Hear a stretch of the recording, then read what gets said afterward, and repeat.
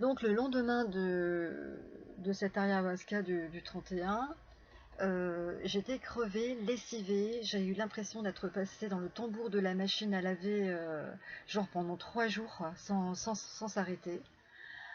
C'est vrai que les effets secondaires, hein, des vomissements de l'ayahuasca, il n'y a aucun. On n'a pas mal à l'estomac, on n'a pas mal à la gorge, on n'a pas d'acidité, on n'a rien. On n'a pas forcément super faim, ça c'est évident. On a toujours très très soif, ça c'est évident aussi. Mais voilà, pas du tout d'effets secondaires physiques. FIFA physique, de métabolisme, j'ai envie de dire, parce que du physique, oui, on en a, mais du métabolisme. Et alors, très bizarrement, dans les jours qui ont suivi, j'ai été prise mais d'une immense tristesse. Mais alors, avoir envie de pleurer, de pleurer, un chagrin, un véritable chagrin. En fait, j'avais l'impression que je venais de me perdre. C'est complètement dingue, hein, parce que à aucun cas je me suis vue mourir, hein, parce qu'au contraire, hein, tu te sens vraiment bien, hein, parce que cette fatigue de passer comme ça dans le tombeau de la machine, c'est carrément épuisant. Mais quand tu t'allonges et que tu es dans ton plumard après, tu sens un moment de sérénité, de repos. Génial quoi, parce qu'il n'y a absolument pas de fatigue intellectuelle derrière, nerveuse, de stress, il n'y a pas tout ça. Il n'y avait plus du tout ça, j'en étais dégagée, complètement dégagée. Euh, mais alors, cette tristesse et c'est là que je me suis rendu compte en fait que euh, la médecine a fait le travail que j'avais demandé, c'est-à-dire de me guérir de mes traumatismes dont je n'avais aucune idée à la base. Je pressentais que c'était ça. Mais lesquels, où, quoi, comment, revenir à quoi, quelle source, non idée. Et cette profonde tristesse, j'ai beaucoup pleuré, j'ai eu beaucoup de chagrin. Donc j'étais très très fatiguée par ce chagrin.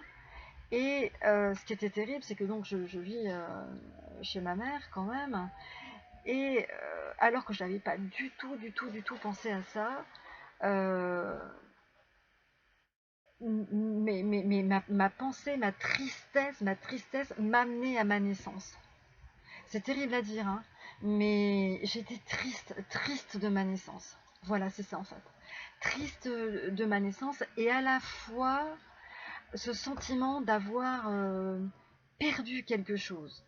Vraiment perdu. Comme quand on perd un être cher et qu'on a cette douleur de tristesse, quoi, qu'on ne peut pas la surmonter. C'est un arrachement en fait. C'est vraiment un arrachement. Et ça m'a duré un mois. Un mois. Euh, alors, là, je suis capable de vous parler sans pleurer. Mais il y a encore quelques semaines, ça n'aurait même pas été possible. Voilà. Donc, qu'est-ce qui s'est passé entre-temps? Donc, entre-temps, je suis retournée voir cette personne à qui j'ai parlé, donc de ce qui s'était passé pendant la cérémonie et surtout ce qui se passe après. Parce que le pendant, ça dure pas longtemps. Mais l'après, ça c'est quelque chose que vous ne contrôlez pas. C'est-à-dire que vous allez faire vos choses du jour au jour, vous devez bosser, vous allez bosser, bon, vous allez manger, bon, on n'est pas manger beaucoup, mais enfin, votre quotidien se met en place quand même, hein. Mais avec derrière, je sais pas comment dire, comme un espèce de contexte très spécial, quoi. Vous êtes dans une réalité tout en étant dans une autre réalité. C'est assez spécial. Et euh, je ne suis pas sûre, hein, on vient pas comme ça à bout de 53 ans de traumatisme, de peur, etc. Mais la tristesse là est en train de partir. Mais bon, en, comme je suis vraiment, j'ai vraiment cette détermination, je veux vraiment guérir, je veux aller mieux. Je veux aller mieux et je sais que je ne vais pouvoir aller mieux que si je fais ce travail. Quoi qu'il m'en coûte physiquement, même si c'est douloureux de vomir, Et donc, on est passé par une étape au-dessus. Et on m'a conseillé donc de faire le Kambo. Donc, qu'est-ce que le Kambo? Le Kambo, c'est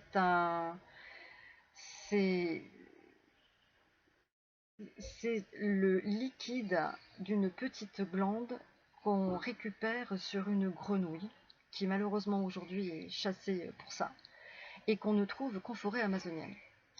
Et donc ce Kambo, en fait, c'est un venin. Et on va vous inoculer ce venin à travers la peau, à travers de petites entailles, dont je vais vous expliquer par la suite. Et ça a pour effet d'être évidemment énormément plus fort que l'ayahuasca au niveau de la sanation, et de faire, avant d'avoir comme je dis, enfin chez moi malheureusement le travail se fait énormément sur le corps. C'est malheureusement que mon corps qui travaille en ce moment. Je pense que la tête aussi, mais je me rends moins compte. Euh, et donc, le Kambo va agir d'une manière tellement plus forte sur le corps que du coup, en faisant d'autres ayahuasca, je vais être amenée à certainement à continuer à expurger donc toutes les bad énergies, les enfin, toutes les déchets quoi, du corps plus vite pour, j'espère ensuite, pouvoir avoir ici les idées quand même vachement plus claires quoi. Et donc on m'avait conseillé le Kambo.